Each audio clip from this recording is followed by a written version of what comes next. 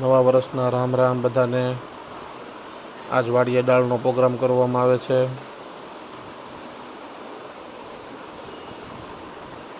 ચૂલા ઉપર અડદની દાળ બનાવવામાં આવશે। દાળનું પાણી વાપરવામાં આવે। ચૂલો તૈયાર થાય છે। લાકડા હરખા ગોઠવીને મંગેળો બનાવીને દેશી દાળ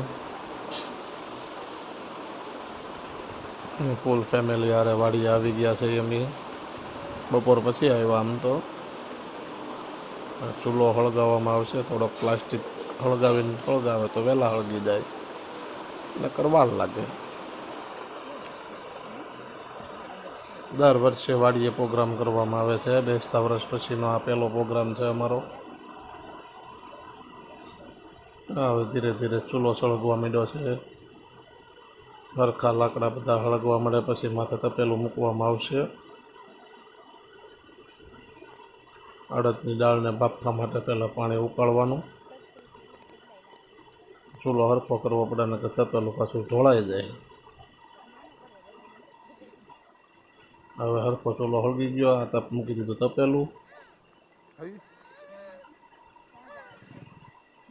બધા શાંતિથી બેઠા છે। હવે આ છે વાડી અમારી।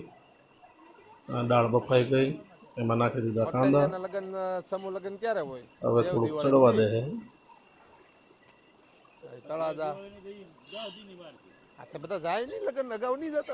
વાડીએ જમવાની મજા જ અલગ છે। અડધો રોટલો ખાવો હોય તો બે ખવાઈ જાય। આ બધા સુધારવા મળ્યા છે મસાલો। હવે ટમેટા, લસણ, કાંદા, લીંબુ, કોથમરી, ધાણા, લીલું લસણ, સૂકું લસણ મિક્સરમાં દળીને મસાલો બનાવીને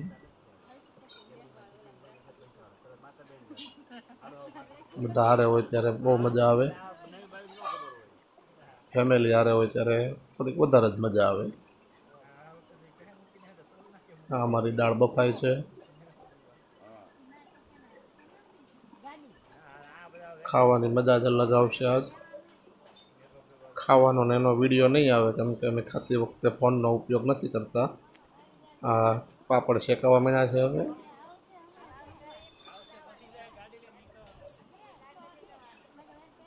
બધાને નવા વર્ષના રામ રામ। હવે ખાવાનો વિડીયો આમાં નહીં આવે, ખાતી વખતે ફોન અમે યુઝ નથી કરતા એટલે બધાનો ખૂબ ખૂબ ધન્યવાદ।